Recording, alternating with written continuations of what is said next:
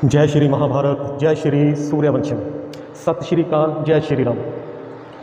साथियों, बहन भाइयों, प्यारे बच्चों, मैं बात कर रहा हूँ आज इस विषय पर कि मानवता में नफरत बहुत बढ़ गई है, दुश्मनियाँ खड़ी हो गई हैं। किसी और भी देख लो, आपको लगेगा कि सब लोग एक दूसरे से लड़ने मरने के लिए तैयार हैं। इतना क्रोध है, इतनी नफरत है, इतनी दूरियाँ बना ली हैं हमने। एक दूसरे को देखना पसंद नहीं करता इंसान, किसी की कोई मदद करने के लिए तैयार नहीं है, किसी की कोई सहायता नहीं है, किसी तरह की केयर नहीं है। इंसान इतना स्वार्थी हो गया है और पशु तुल्य जीवन बन गया है इंसान का। निंदा चुगली इतनी बढ़ गई है। बहुत से लोग हैं वो जिसके साथ उठते हैं, बैठते हैं, इकट्ठे रहते हैं, खाना खाते हैं इकट्ठे, पीठ पीछे जाकर पीठ पीछे उसी की बुराई करते हैं। ये भी चलन चल रहा है। और जो अपने हैं, इस घोर कलयुग के समय में मैं बात कर रहा हूँ अपनों की, क्योंकि पराई को तो कोई मतलब नहीं है हमसे, आपसे, कि आप क्या कर रहे हैं, क्या बनना चाहते हैं। जो अपने हैं, जिन्हें हम कहते हैं, जिनके ऊपर हम आंखें मूंद कर विश्वास करते हैं, आंखें बंद करके जिसके ऊपर हमें विश्वास कर लेते हैं, वही हमारी आंखें खोलने का कार्य करते हैं। जब हमें कोई प्रगति का मौका मिलता है, कोई स्वर्णिम अवसर आता है हमारी ज़िंदगी का, जब हम कुछ बन रहे होते हैं, तो अपने ही सबसे ज़्यादा हमारी टांग खींचते हैं, रास्ते में मुश्किलें खड़ी करते हैं। ऐसा माहौल बन गया है।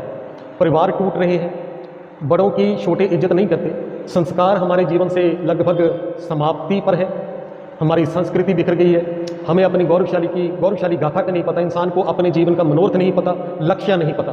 बस पैदा होता है, बचपन उसका माँ बाप के संरक्षण में बीतता है, पढ़ाई लिखाई में, उसके बाद फौरन उसकी प्राइवेट या सरकारी जॉब लगती है, फिर उसके बाद शादी होगी, बच्चे पैदा हो गए, फिर सारी ज़िंदगी ढोआ ढोवाई, बस लेना देना, बूढ़ा हो गया और वो गुजर गया।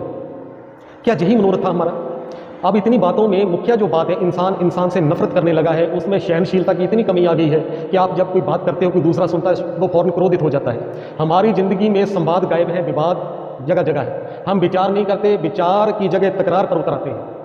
ऐसा कुछ हो गया है। धार्मिक रूप में हम रेडिकल होते जा रहे हैं, यानी हम कट्टरपंथी होते जा रहे हैं। और इतनी अंधश्रद्धा और अंधभक्ति का भी जोर है कि जहाँ जो टिक गया, हम धार्मिक स्थान पर भी जाते हैं तो हम अपने स्वार्थ लेके जाते हैं। भगवान से भी हमारा लेन देन चल रहा है, वहाँ भी सिफारिश चल रही है पुजारी की किसी ना किसी रूप में, और वहाँ भी रिश्वत चल रही है चढ़ावे के रूप में, कि किसी तरह से कोई देवता, कोई पीर, कोई पैगंबर, कोई गुरु, भगवान खुश हो जाए, हम इतना पैसा दे देंगे, हमारा ये कार्य हो जाए। अरे ये किधर निकल पड़े हम सब एक पिता और उसके हम बच्चे थे, एक ही भगवान है, मगर हमें क्या हो गया? हम किधर को निकल पड़े? मुख्य कारण क्या है कि इंसान गिर क्यों गया?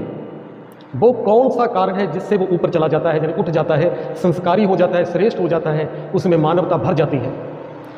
सभी बुराइयों की मूल जो जड़ है, शारीरिक रूप में जो हमें बुराइयां लगती हैं, उनमें 5 बुराइयां हैं: काम, क्रोध, लोभ, मोह और अहंकार। 5 बुराइयां हैं।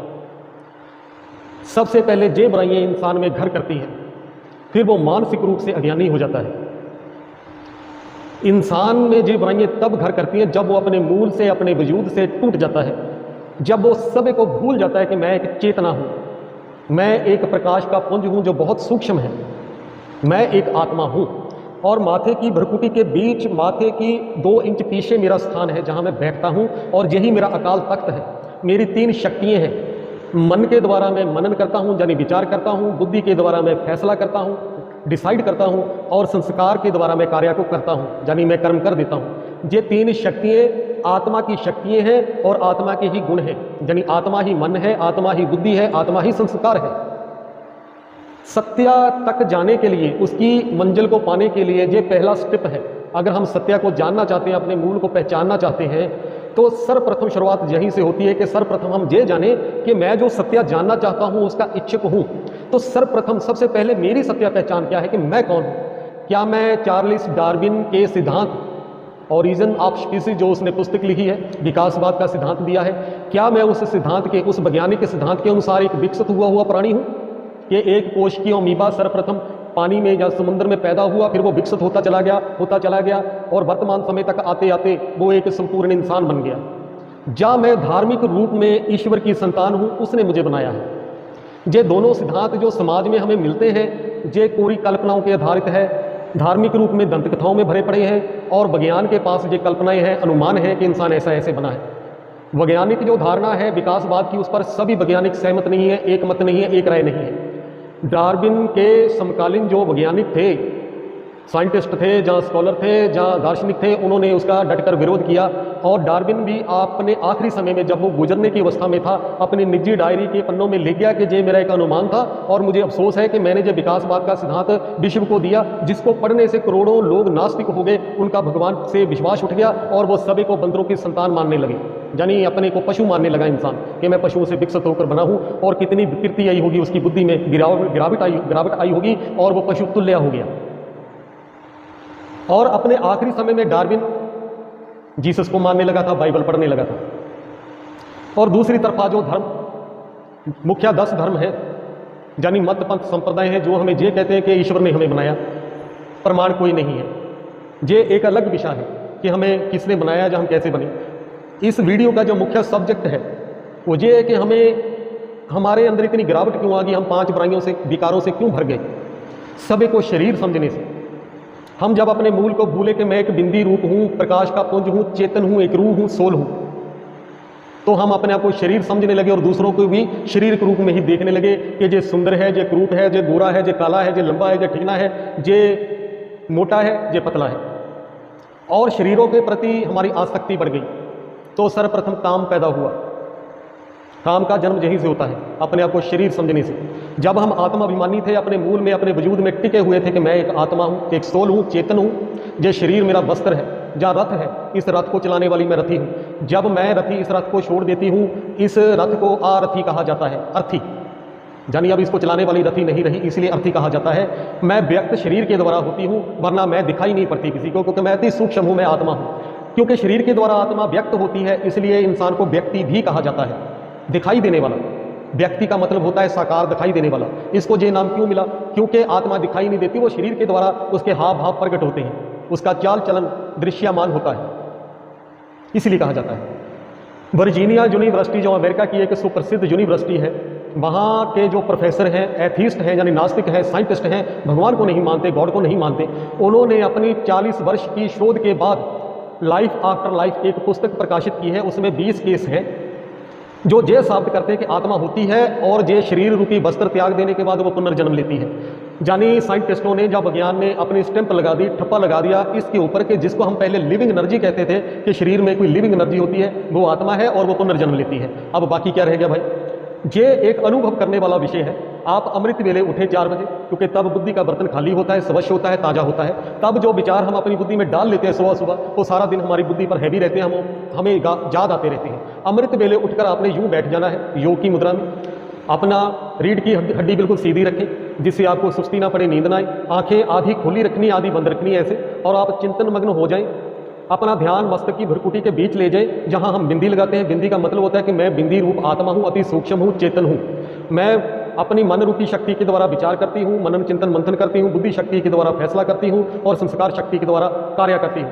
मैं अजर अमर अविनाशी आत्मा हूँ, मैं उस ईश्वर की संतान हूँ। ये शरीर मेरा वस्त्र है, जहाँ मेरा घर है, जहाँ गाड़ी है, जिसको मैं छोड़ देता हूँ और दूसरे जन्म में मुझे दूसरा वस्त्र मिल जाता है। इस तरह से चिंतन करना है कि मैं अजर अमर अविनाशी आत्मा हूँ, मैं जगता हुआ एक सितारा हूँ। जे कान, जे नाक, जे आँख, जे मुँह, जे हाथ, जे पाँव मेरे शरीर के अंग हैं, मेरे नहीं। मैं तो एक ऐसी शक्ति हूँ जिसके द्वारा ये शरीर चलायमान है। मैं ईश्वर की, शिवा की संतान हूँ। मेरा पिता शिव, सदा शिव, वो भी निराकार है, वो जन्म मरण से रहते हैं, मैं जन्म मरण में आता हूँ। इस तरह से आपने सुबह सुबह उठ के चिंतन करना है और ये चिंतन करना है कि मैं आत्मा होने के नाते दूसरों को भी आत्मिक दृष्टि से देखने वाला एक प्राणी हूँ, एक ऐसी आत्मा हूँ। काम, क्रोध, लोभ, मोह, अहंकार 5 विकार इसलिए मुझे लगे हुए हैं क्योंकि मैं अपने आप को शरीर समझता हूँ। अब मैं जे भूल में सुधार करूँगा, मैं अपने आप को एक आत्मा समझूंगा, यही मेरा वजूद है। इस तरह से आप योग लगाएं, ये राजयोग है। आपका ध्यान जहाँ जाना चाहिए, धीरे धीरे आपकी ऐसी अवस्था बन जाएगी कि आप शरीर से बाहर निकलकर अपने शरीर को भी देखोगे, बिल्कुल हल्का अनुभव करोगे। इसी को कहते हैं जीते जी मरना।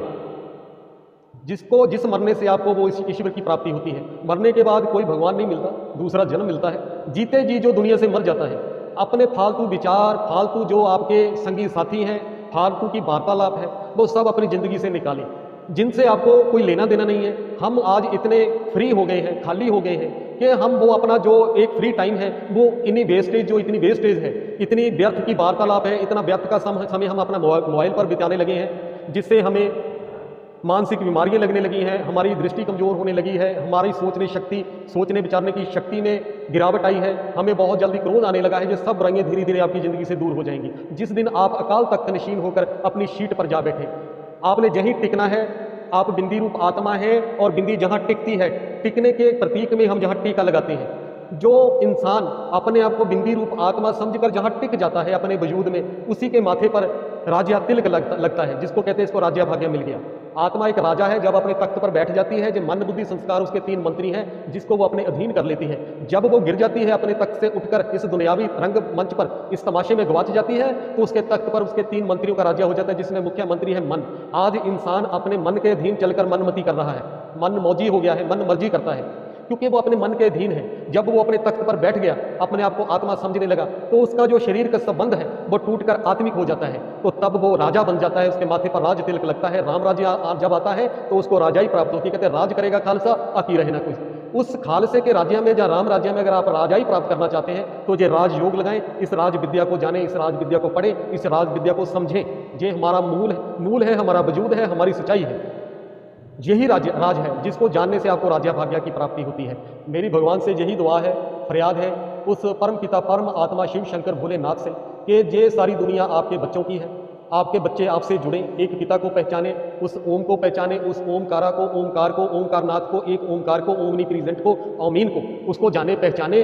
वही एक हमारा अनादि पिता है जो शाश्वत रूप से सनातनी पिता है, जो सदा रहता है, सदा स्थिर है, सदा स्थायी है। वो परम धाम का वासी है। 100 वर्ष के लिए धरती पर आता है जब कलयुग का अंतिम समय होता है और कल सतयुग की शुरुआत होने वाली होती है। जो बीच का 100 साल का समय है वो धरती पर आता है। वर्तमान समय वो धरती पर आया हुआ है, पर काया प्रवेश पाया हुआ है, उसका सतगुरु का पाठ चल रहा है। मगर जैसे वाणी में कहते हैं बिरला कोई पाए संग, गीता में भी कहते हैं मुझ परम पिता को प्राय तन में आए हुए को कोटों में कोई और कोई में भी कोई पहचानता है। मंदबुद्धि लोग मुझे तुच्छ समझते हैं, प्राय अपना भाग्य गवा बैठते हैं। क्यों कहा जाता है कि 5% लोग, पूरी मानव जाति 8 अरब की आबादी हो गई है, उसमें मात्र 5% लोग ही ईश्वर को पहचान पाते हैं, क्योंकि बौद्धिक रूप में वो किसी न किसी मत पंथ संप्रदाय में इस तरह से रमे होते हैं कि वो उसको छोड़ना नहीं चाहते, ईश्वर को प्राप्त करना चाहते हैं। सर्वप्रथम आप एक अच्छे इंसान बने, ना कि हिंदू बने, सिख बने, मुसलमान बने। एक अच्छे इंसान बने, अपनी बुद्धि को स्वतंत्र कर लें, प्रमाणिक कर लें। जिस बात का कोई प्रमाण नहीं है उसको सत्य न माने, जिस अवस्था का कोई अनुभव नहीं है उसको भी सत्य न माने, तब आप सत्य तक पहुंच सकते हैं। इतना ही कहना था मेरे बहनों, भाइयों, बच्चों, बुजुर्गों,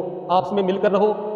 नफरतों ने हमें नफरतों का बाजार दिया, हमारे संस्कार छीन लिए, हमारी सुख शांति छीन ली। हम एक पिता एक की हम बारिक उसके बच्चे हैं। मानवता ही एक जात है, आदि सत्य सनातन धर्म एक धर्म है मानवता का। वो परम पिता परम आत्मा ओम, ओमकारा, ओमकार, ओम एकम ओमकार हमारा सतगुरु है। वही हमारा एक सतगुरु है पूरी मानव जाति का। सनातनी होने का मतलब ये नहीं कि आपने हिंदू बनना है, सनातन का हिंदुओं से कोई लेना देना नहीं है। सनातन का मतलब होता है शाश्वत, शाश्वत का मतलब होता है सदा से। सदा से ईश्वर है, सदा से ईश्वर की हम संतानें हैं, सदा से हमारा सनातन धर्म है। सनातन धर्म का मतलब है जो सदा से वो संस्कार जिन्हें हमें धारण करना है, जिससे हम अच्छे इंसान बने रहें, वो धारणा है। इन बातों को जाने पहचाने। हमारा ये आश्रम है श्री सूर्यवंशम ब्रह्म आश्रम मानसा में। आप यहाँ आएँ, बहुत सी बातों का आपको पता चलेगा।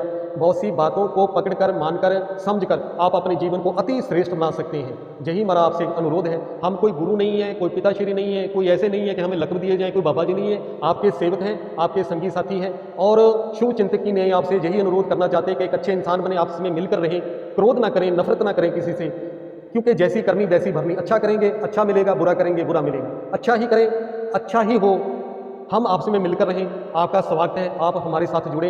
एक परिवार है श्री सूर्यवंशम रॉयल फैमिली, आप उसकी शान बने। जय श्री राम। ओम नमो शिवाय। वाहिगुरु जी का खालसा, वाहिगुरु जी की फतेह।